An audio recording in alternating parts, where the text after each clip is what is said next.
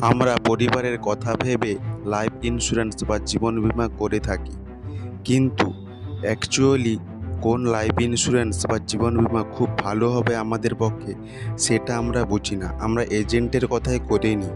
তাই তাই আজকে বলবো মূল 3টি টিপস, যেগুলো দ্বারা আপনার জন্য বেস্ট লাইফ ইন্স্যুরেন্স আপনি বেছে নিতে পারবেন।